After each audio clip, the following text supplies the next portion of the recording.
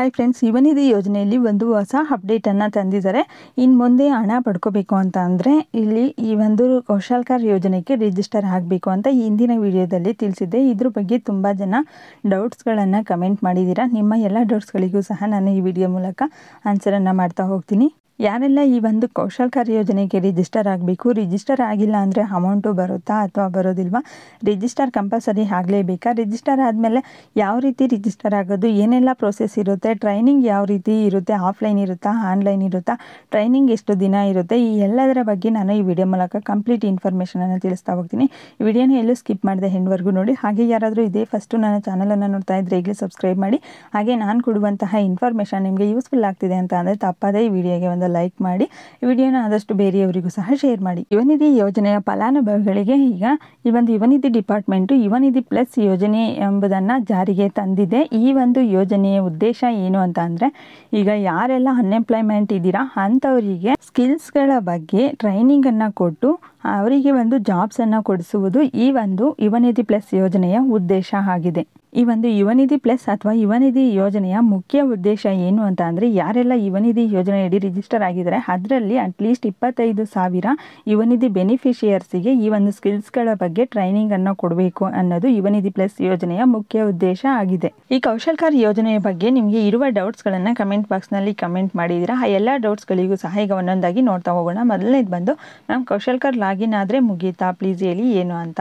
ಬರೀ ಕೌಶಲ್ಕರ್ಗೆ ನೀವು ಲಾಗಿನ್ ಆದರೆ ಅಷ್ಟೇ ಮುಗಿಯೋದಿಲ್ಲ, ನೀವು ರಿಜಿಸ್ಟರ್ ಆಗಬೇಕು. ರಿಜಿಸ್ಟರ್ ಆಗಿ ಟ್ರೈನಿಂಗನ್ನು ತಗೋಬೇಕು, ಆಗ ನಿಮಗೆ ಕಂಪ್ಲೀಟ್ ಪ್ರೋಸೆಸ್ ಆಗುತ್ತೆ. ನೆಕ್ಸ್ಟ್ ಕಮೆಂಟು, ನಮ್ಮ ಮಮ್ಮಿ ಗೌರ್ನಮೆಂಟ್ ಜಾಬಲ್ಲಿ ಇರೋದು, ಅಪ್ಲಿಕೇಶನ್ ಹಾಕೋ ಹಾಗೆ ಇಲ್ಲ ಅಂದಿದ್ರಿ ಅಲ್ವಾ ನೀವು ಈಗಾಗಲೇ ಅಪ್ಲಿಕೇಶನ್ ಹಾಕಿ ಅಮೌಂಟನ್ನು ಪಡ್ಕೊತಾ ಇದ್ದೀರಾ ಅಂತ ಅಂದರೆ ಈಗ ನೀವು ಸೆಲ್ಫ್ ಡಿಕ್ಲರೇಷನನ್ನು ಸಬ್ಮಿಟ್ ಮಾಡಬೇಡಿ. ಸೆಲ್ಫ್ ಡಿಕ್ಲರೇಷನ್ ಸಬ್ಮಿಟ್ ಮಾಡಿಲ್ಲ ಅಂದರೆ ಆಗ ನಿಮ್ಮ ಅಪ್ಲಿಕೇಶನ್ನು ಕ್ಯಾನ್ಸಲ್ ಆಗುತ್ತೆ, ಅಮೌಂಟು ಸಹ ಬರೋದಿಲ್ಲ.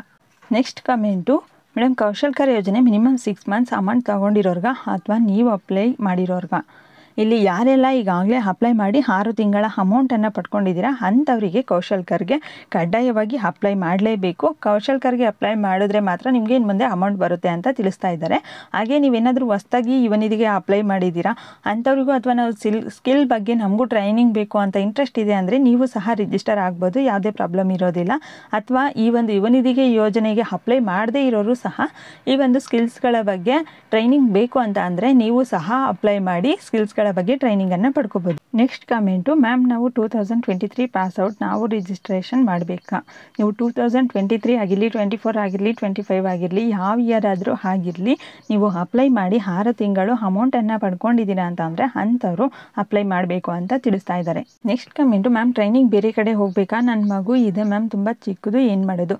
ನಿಮಗೆ ಇಲ್ಲಿ ಟ್ರೈನಿಂಗು ಎಲ್ಲಿ ಕೊಡ್ತಾರೆ ಅಂದರೆ, ನೀವು ರಿಜಿಸ್ಟರ್ ಆಗಬೇಕಾದ್ರೇ ಒಂದು ಪ್ಲೇಸ್, ನಿಮ್ಮ ಈಗ ಡಿಸ್ಟಿಕ್ ಯಾವುದಿರುತ್ತೋ ಆ ಡಿಸ್ಟಿಕ್ಕಲ್ಲಿ ಕೆಲವೊಂದು ಟ್ರೈನಿಂಗ್ ಸೆಂಟರ್ಸ್ ಇರುತ್ತೆ.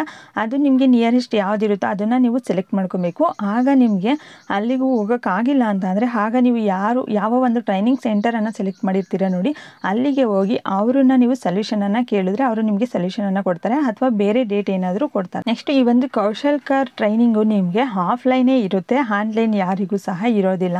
ನೆಕ್ಸ್ಟು ಈ ಒಂದು ಕೌಶಲ್ಕರ್ಗೆ ರಿಜಿಸ್ಟರ್ ಆದವರಿಗೆ ಮಾತ್ರನೇ ಇನ್ನು ಮುಂದೆ ಅಮೌಂಟ್ ಬರುತ್ತೆ. ಯಾವ ತಿಂಗಳಿಂದ ಅಮೌಂಟು ಸ್ಟಾಪ್ ಆಗುತ್ತೆ ಅಂತಂದರೆ ಇದ್ರ ಬಗ್ಗೆ ಯಾವುದೇ ಕ್ಲಾರಿಟಿ ಕೊಟ್ಟಿಲ್ಲ. ಆದರೆ ಇನ್ನು ಮುಂದೆ ಪ್ರತಿಯೊಬ್ಬರು ಕಡ್ಡಾಯವಾಗಿ ಈ ಒಂದು ಕೌಶಲ್ಕರ್ಗೆ ರಿಜಿಸ್ಟರ್ ಆದರೆ ಮಾತ್ರನೇ ಯುವನಿಧಿ ಅಮೌಂಟು ಕಂಟಿನ್ಯೂ ಆಗುತ್ತೆ ಅಂತ ತಿಳಿಸಿದ್ದಾರೆ. ನೆಕ್ಸ್ಟು ಟ್ರೈನಿಂಗು ಎಷ್ಟು ಮಂತ್ ಇರುತ್ತೆ, ಎಲ್ಲಿ ಟ್ರೈನಿಂಗ್ ಕೊಡ್ತಾರೆ, ಈ ಎಲ್ಲದರ ಬಗ್ಗೆ ನೋಡೋದಾದರೆ ನೀವು ರಿಜಿಸ್ಟರ್ ಮಾಡ್ಕೋಬೇಕಾದ್ರೇ ನೀವು ಪ್ಲೇಸ್ ಯಾವ ಪ್ಲೇಸಲ್ಲಿ ಬೇಕೋ ಆ ಪ್ಲೇಸನ್ನು ಸೆಲೆಕ್ಟ್ ಮಾಡ್ಕೊಬೋದು. ಹಾಗೆ ನೆಕ್ಸ್ಟ್ ಬಂದು ಯಾವ ಸ್ಕಿಲ್ ಬೇಕೋ ಆ ಒಂದು ಸ್ಕಿಲ್ಸಿಗೆ ನೀವು ಟ್ರೈನಿಂಗ್ ಬೇಕು ಅಂತ ಅಂದರೆ ಆ ಒಂದು ಸ್ಕಿಲ್ಲನ್ನು ಸೆಲೆಕ್ಟ್ ಮಾಡ್ಕೊಂಡ್ರೆ ಅದ್ರ ಬಗ್ಗೆ ನಿಮಗೆ ಟ್ರೈನಿಂಗನ್ನು ಕೊಡ್ತಾ ಹೋಗ್ತಾರೆ. ಎಷ್ಟು ಮಂತ್ಸ್ ಬೇಕು ಅನ್ನೋದನ್ನು ಸೆಲೆಕ್ಟ್ ಮಾಡ್ಕೋಬೋದು ನೀವು, ಅದ್ರ ಬೇಸ್ ಮೇಲೆ ನಿಮಗೆ ಟ್ರೈನಿಂಗ್ ಸಿಗ್ತಾ ಹೋಗುತ್ತೆ.